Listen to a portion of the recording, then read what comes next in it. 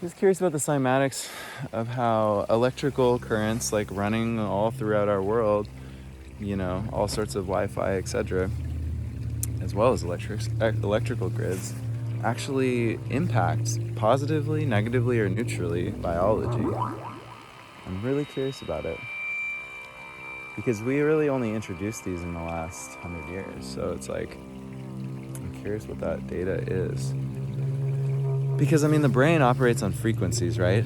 You have like alpha state, beta, gamma, delta state, like theta state, and they wind up impacting the way that the world feels. People in a deep meditation will be in I think a theta state. I'm not an expert on this, but I just know, we know the brain makes waves and frequencies. We know biology operates in a very frequency-based paradigm. And, as Tesla and many, many, many wise scientists have spoken, everything is frequency. Everything relates back to frequency. So the question is, when I hear that the sparks of that, like rubbing the edge of a balloon, and you feel all the little how is this maybe on a very mild level making us like slightly altered in our state of consciousness, if at all? Does our biology respond in terms of like greater growth or die-off if you measure a petri dish of different kinds, like in a space deep in nature with no electrical current or instruments or Wi-Fi signals, etc., versus one that's like in a controlled setting where you do have different types of frequencies exposed, such as electrical current, such as a cell phone nearby, such as, all the things that are a part of our modern world. I think it's worth investigating that. I'm curious who out there is doing this. Do you know people that are? Do you know people that are like really deep in the space of sensors? Like, because I know sensor technologies evolved so much to be able to like essentially do experiments regarding human sort of the convergence of biological cell replication, cell health, etc., and frequency that it's exposed to. Also, like human behavior, when it's exposed to different frequencies, does it alter? Like someone that's right next to a giant cellular tower versus someone that's not. There's got to be a ton of data at this point, because think about how prevalent it is in our world.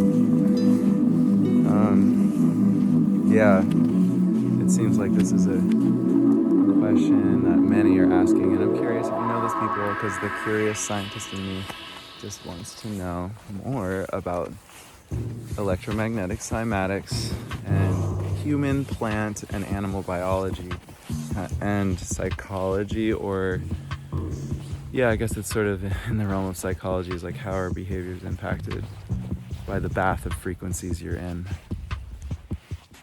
I think eventually we're going to be able to measure a vibe in a room, you know what I mean? Like the vibe frequency.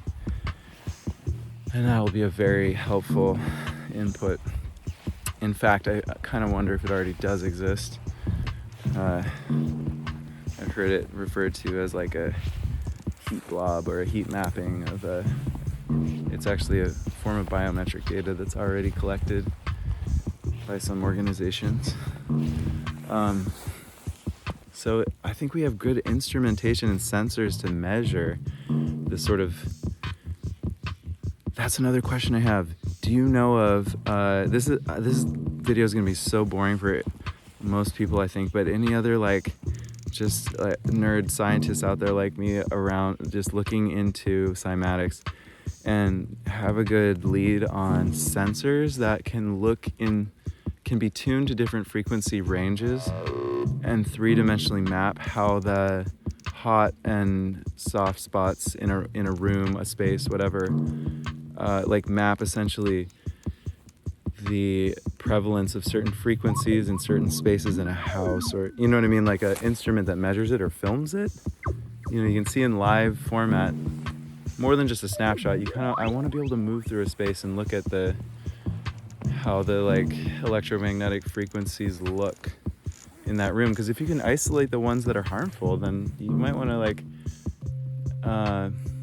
once we do the actual testing to know that like certain cells are impacted by certain bands of frequencies. A lot of them might be totally healthy and harmonic with, you know, human, plant, and animal biological systems. But some may be disharmonic, and we should probably find them and then have devices created that allow us to scan a room and be like, oh shit, there's a ton of that frequency all over this room, and that's affecting my actual biology. So that's not a good thing.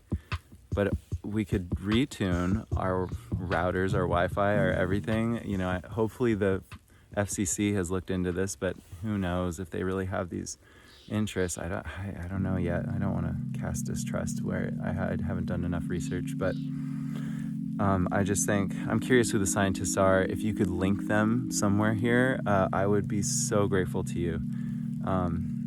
There's a handful of you out there that might watch this and be like, oh, I have some good resources for this human. Thank you in advance for anything you can send my way.